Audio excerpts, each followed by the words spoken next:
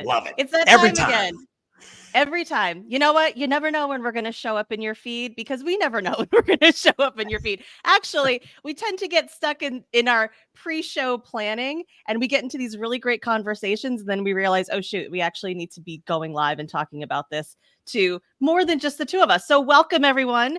It's another Friday. And what that means is it is another episode of Staffing Mania Live.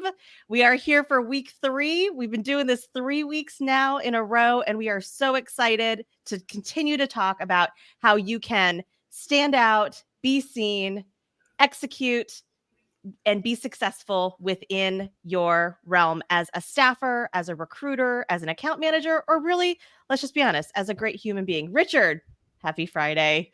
Happy Friday. It is. I am so pumped that my sleeves fell off today. You know that. Woo! Can I just say it? It's time. Let's do it. You know, I wanted to, just as we were talking earlier, I pulled up on Wikipedia. I had to find out some of we are not WrestleMania, we're Staffing Mania, but I had to pull some of the terms that it's used. And I think it applies to us as well. We are the grandest stage of them all, the showcase of the immortals in staffing, the show of shows, the greatest spectacle in staffing, the Super Bowl of staffing entertainment, and the granddaddy of them all. I think that fully represents us. And we are so excited to be bringing you today another episode, continuing to go down and talk about our favorite topic, which is standing out in a noisy world, especially standing out in a world that is increasingly becoming more and more competitive. What can you do to get an edge so that way you can be, as it says down here below, the master of the ring of recruiting? So, Richard, we've been talking the last couple weeks about different ways that you can connect through various social channels, how you have tapped into areas like Facebook, kind of the secret sauce, the untapped resource that often in staffing we overlook, or just doing it in a slightly different way. And we really talked about the different ways that you can connect and reach out. But today we wanted to put a little bit of spin on it because all of that is a one-way broadcast, right? It's us coming out, it's kind of a little bit of what we're doing here, but it's us coming out and talking and sharing our thought leadership and having videos out there and whatnot. But there's also this other component of branding and standing out, and that is how to be seen and heard when you are not talking. Because we all do a lot of talking, but how can you still be a recognized and relied upon resource and advocate when you are not the one communicating or broadcasting the information verbally? So, Richard, you do a lot of really cool things with this, and I know you've touched on them before, but I would love to first talk about some of the ways that you are speaking.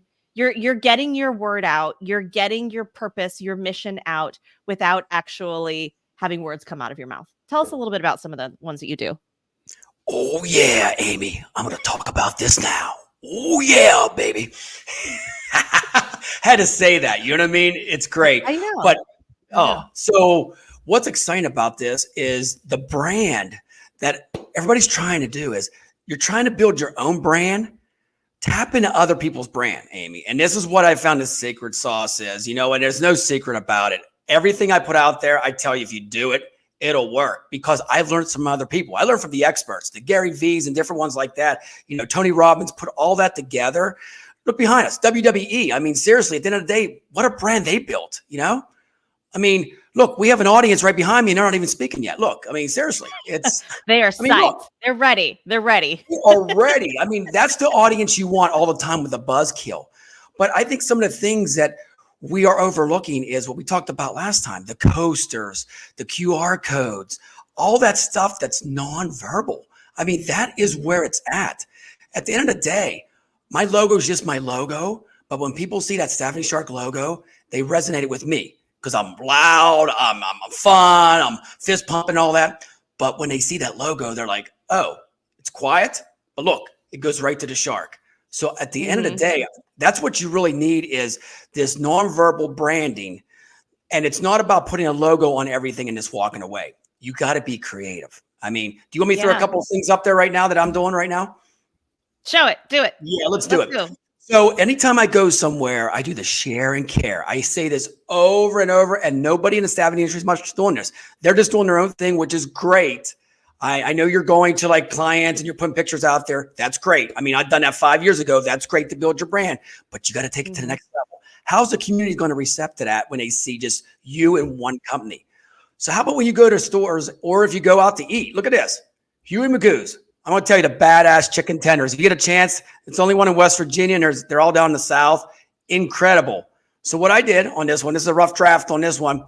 I tagged Staffing Shark, Huey Magoo's. Incredible food. Love it. Guess what? They shared on their Facebook, their X, their Instagram. Thank you, Shark. Next time you're in, the meal's on us. Just say that. I didn't think it worked. I went down there 2 days ago, Aim. I showed them this. They're like, oh, yeah, you get a free meal, of course. So is that crazy?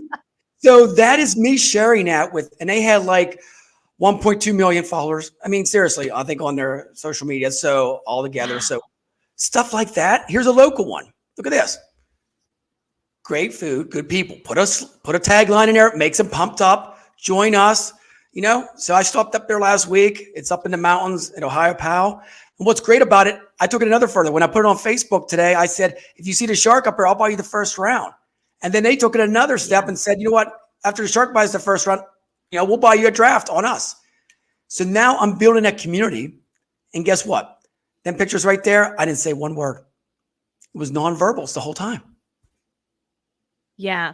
I think you touched on this in our first episode, but I think it's worth repeating about being a presence in your community. And that's exactly what you're doing here, where yes, we often see staffing organizations, they'll have these, I'll say, large community events that they do. Maybe everyone in the office goes and volunteers for the United Way or Salvation Army or whatever the charity might be. And those are great, but those seem to happen like once a year.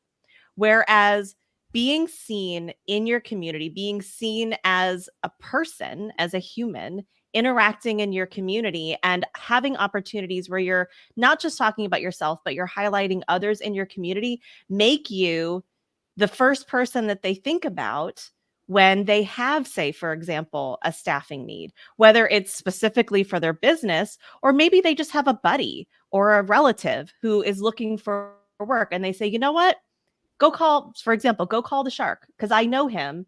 He's here. He's a presence in our community, and he's creating a virtuous cycle of good with what he's doing. It's not all about him and what he's selling. He's actually trying to showcase and be a cheerleader for what's going on above and beyond within your realm, within your town. So I think that that's key, because it's be the person that someone thinks about when you are not telling them to think about you. Right. So I think that's a great thing. First and foremost is being present in your community, but also creating opportunities to showcase them as well.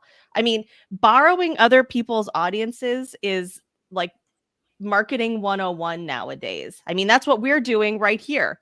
I'm borrowing some of yours and you're borrowing some of mine, but together we're trying to expand our sphere of influence and connection beyond the people that are just in our particular network.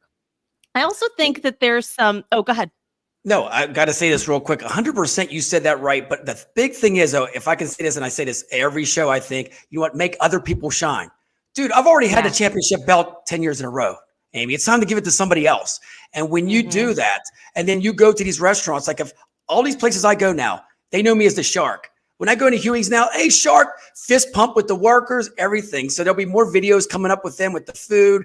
Hell, I might even go and cook one day with them, you know, and put some stuff out there. That's building a bond. And it's not even about finding somebody a job there. It could be a speaking engagement. You can get a gig to maybe be the influencer for the chicken company. I mean, seriously, there's so many opportunities there. Seriously, we already talked about some different things that we might be doing. I mean, hell, I might be advertising for Shark Vodka down the road. But see, all these avenues, when you just share and care with everybody else, like I keep saying, it really works. Even if you're in a staffing business and you're looking for candidates and stuff like that, they will just drop in your lap, Amy. Seriously, they will drop in your lap because everywhere you go now, it's the first 20 minutes I'm going places. I'm just fist pumping everybody before I even get a drink. And then when I get to the bar, guess what? They already know what I have, everything like that. And these are places I don't go 24/7. They see every time I go somewhere, I make a great presence of hugging, loving everybody, making eye contact. That's the key. When you make eye contact with somebody, hey, how you doing? Doesn't matter what age, if it's a little kid, I got little kids come up, give me a fist pump. If you bring that magnetic, positive reinforcement, dude, the rest is history. And that's part of what we're talking about today. Yeah. You have such a beautiful gift to do that, Richard. I will say that I know it's one of your innate superpowers, but you really do have such a great way of making people feel seen and heard and appreciated, and for nothing other than just the joy of doing it. There's no ulterior motive there. It's all about love. Making people feel love is the number one thing. I don't care if they're having a bad day or not. If you can turn that frown upside down, the rest is history. And that makes me feel good. When I go to bed at night, I go fist pump like I just made people's lives, impacts on their lives. Yeah. And I think continuing just beyond what is really, I don't want to move on from this because I think it really is such a special thing that someone can do. And it's the thing that costs the least, which is that kindness component, that kindness, that recognition. And I love that share and care. I think that that's such a great way to think about it, to just share and care. If you start there, whatever you believe in will reward you. I think. Well, real quick, Amy, there's no bad way to brand yourself. And I hate when coaches are out there say, this is the way. There's no way, because if that was true, myself, nobody ever wore flip-flops before I did at the conferences and stuff like that. Do what you like. If you want to wear boxer shorts to a show, go. I don't know if you're going to get arrested or not, but be yourself. And I think, no, seriously, do what you got to do.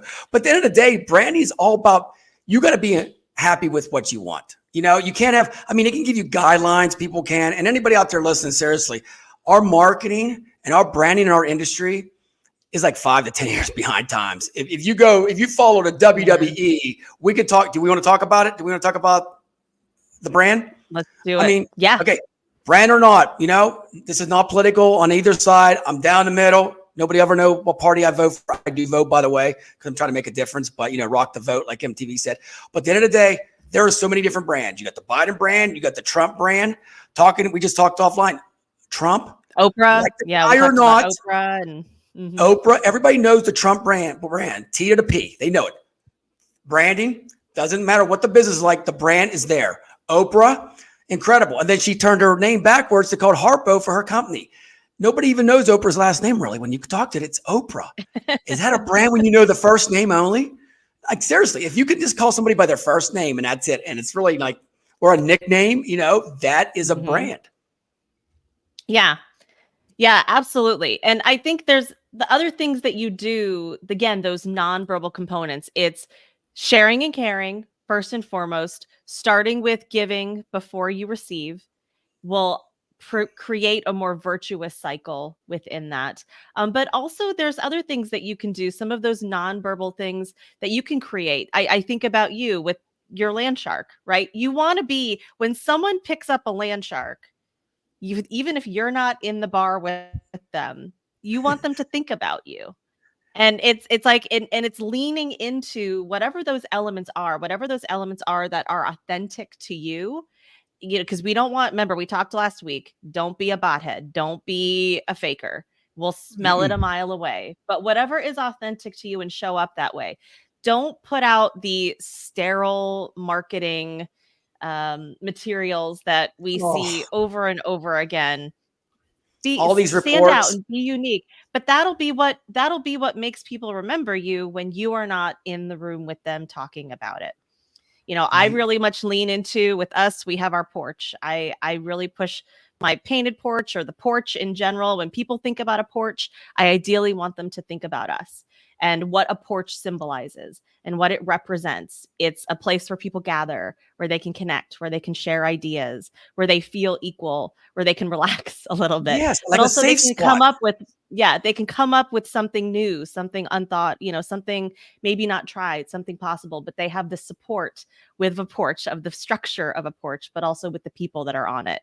So that's the same thing. It's like, what's a thing that you can do that can help you stand out, that is unique to you or unique to your company, unique to your brand, that isn't, because I mean, let's be honest, that really is a true differentiator, and not just the thing like, we care about our nurses. Okay, so does everybody. We Like, care what about are the you actually doing oh. differently to show that you care about, for example, your nurses or You know your what's funny? manufacturing workers?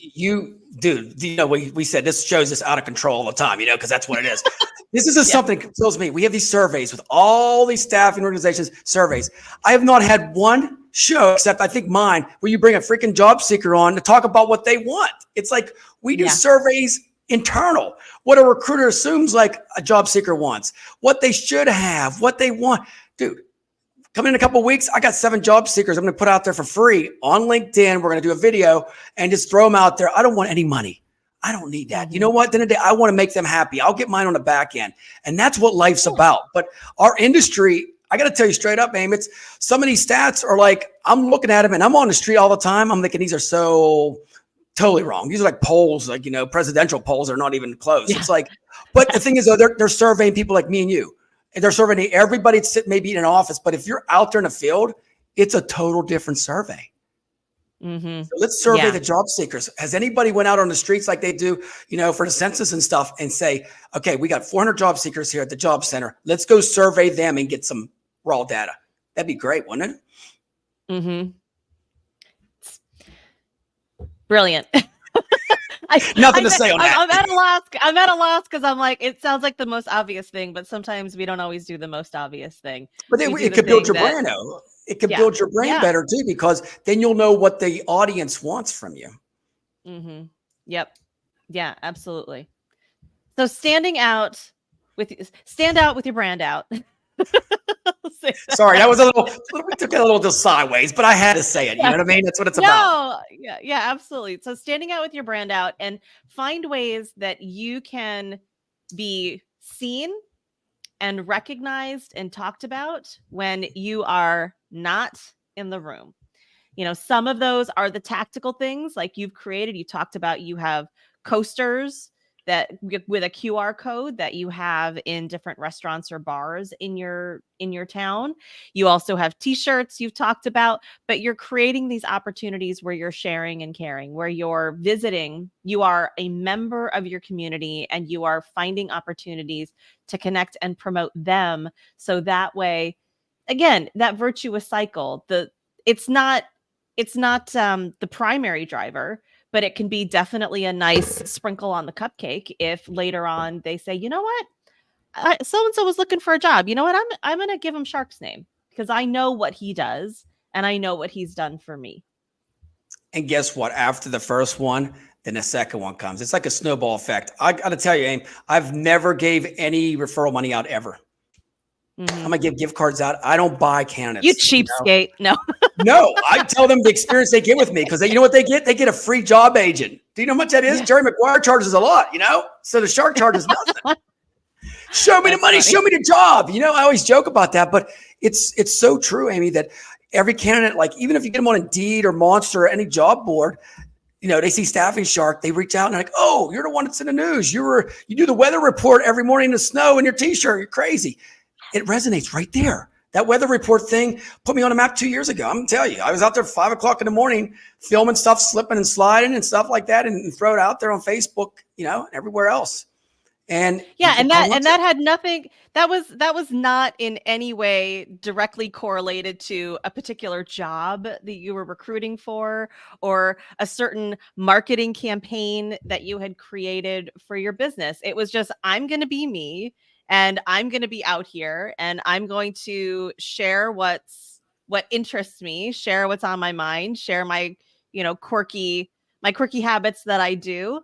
And through that, then people start to lean in a little bit more and get a little bit more curious about, okay, well, who is this shark? What does he do? I want to learn a little bit more. Mhm. And through that, as opposed to trying to bring them in through those sometimes often stale, standard, boring marketing channels. Exactly. I think the campaign and drips are good in a way, but at the end of the day, you have to combo everybody. I always say people go, and we say this all the time. Why does people go to concerts? Why does people go to WWE behind me? This crowd's getting a little loud now. I can't, I got to mute, but they're round up. They're ready, man. 5 o'clock. Mhm. You guys can't wait. I'm behind there. I'm on the ring. I might be fighting a Rock today. You never know. Drink one of his energy drinks to help get pumped. Oh, the Logan Paul drink, the Prime drink. Now that's okay. I had one of them. It's not the best, but the kids love them. You know what? Another great marketing brand, right? Every high school kid last year had to have Prime. It was I think we sold like everybody. 8-year-olds. Everybody had to have Prime. and it tastes like cough syrup, by the way. You know that. The red, white, and blue one tastes like cough syrup. It was like at $3 everywhere. And my friends were like buying them for their kids over and over. It's like, that's how they put in their lunchbox. They needed a Prime. Yeah. And it was built on a brand. That's all.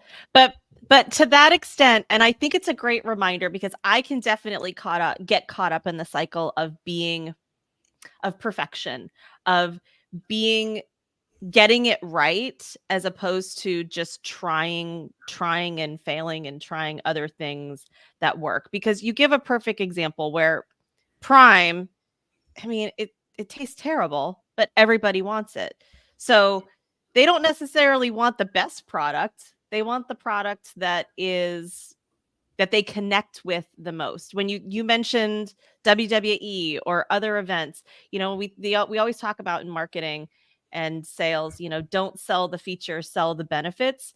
Yes, a Tesla is an electric car that that has less gas, that you have to, that doesn't require gas. But why do people buy a Tesla? Because it's fucking cool. Because if you sit in a Tesla and you drive it, you feel like you are flying in a spacecraft. Like I'm in Star Wars or something like that. It's like gliding. It's like nice. Yeah. Ooh. And you know what? It makes you calm too. You don't have the engine. You're just like, your heart beats low. You look down to your 110 miles per hour. And you're going, Right. Are there better cars out there? Maybe, but there's a reason why people buy it. Yes, they could tick all the practical reasons why they should choose you or choose Tesla over GE or GM.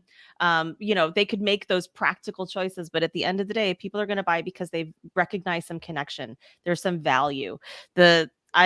Part of the Painted Porch, we study Stoicism, and Seneca was one of the OG Stoics, and he always talks about works, not words. And basically it's saying what you do is more important than what you say. And if what you're doing is, I love to your point, sharing and caring, if it starts with the other person first, that virtuous cycle hopefully will come back to you and reward you down the road. There's one key word: experience.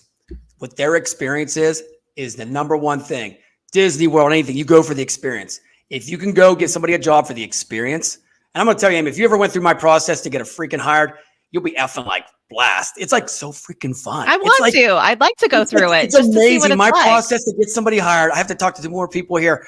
And you know what? And I'm so busy doing the media stuff. People still call me, Shark, can you send me, dude, you got to help me out. And these are internal people. I'm like, dude, I got time for everybody. I'll see what I can do with other recruiters out there. But it is so freaking fun on the phone. If you see the remarks afterwards, and it's not that I'm perfect, but you know what? They're like, you are listening to me and you're giving me hope. I said, I'm not giving you hope. We're going to get this done. Dude, I don't lose. Life is too short. I don't lose. I win. I'm like Tom Brady, which, by the way, I got to tell you, I'm going to post it out there. His speech was one of the best ones ever. Like he said, you know what? I wasn't gifted. I was like 199 drafted. But you know what? With all the heart and desire I had, I freaking was going to win. And everybody around me was going to freaking win. I was hard on everybody because I want the best out of everybody. And that's what I think like. But I do more in like a passive way where it's like, I know everybody can shine. We just got to find that tune to get the cloud out of the way and make them shine. Mm-hmm. Yep. Rising tides lift all ships, right? Well, Richard, this was great. Any other final thoughts? I loved all of this when we think about how to stand out, how to be heard when you're not talking. I think one thing Yes, one final thought is on LinkedIn. I think that everybody should have a newsletter now. I've been studying all that stuff. I don't have one yet, and I'm going to get one. I have a couple of friends that did one. I worked with them on it. The newsletter is very big in the algorithm and everything on LinkedIn now. Do you have one, Aim? All right. Do you have a newsletter? Sort of, not really. I had one and then it went dormant for a while. I'm in the works of bringing it back up. It's trying to strike that balance between what people want to spend their time consuming and how. And so I think to that end, this goes back to the many channels, many doors. Not, a newsletter I think can be a great avenue to share information, share ideas, be seen, be heard, be known. But also, you're great with this, with all the other ways that you are creating touch points and connection with people beyond the newsletter. I'll say last. Community marketing is the best, no matter what they say. You got social media and community marketing. LinkedIn, you can live on there if you want or not. Like I always say, do it, but get out in the community. When you do that, Aim, wherever you're at, and remember, it's summertime. So if I can say anything, get out there. I'm going to be called the workforce lifeguard this summer. I don't stop for these names. Workforce lifeguard, right? I'm going to save the job seekers and pull them all in. I mean, it's like that. We got 4th of July coming up. Make sure you put some stuff around the 4th. I mean, it's Flag Day today. Throw some stuff out there with a flag, or go put some stuff out there. I mean, whatever is taps into your community, if it's baseball, football, whatever, tap into that and put a twist on it with your brand. And that's it. Yeah. Yeah. I think one of these future episodes, Richard, we have to talk about your time management and how you're doing all of this, because I think all of these are such great ideas. And I immediately go to, where does he have time to do all of this? So I would love at some point soon, and I don't know if anyone else agrees, but how you fit all of this into your very busy, active life that is, that is both work and life. I know. Yeah. I know. I want to be like you when I grow up. Fun. I swear to God, I live on energy. Life is my drug. I always say that, LIFE. All right. Well, I got to take a hit of that at some point. So thank you, Richard.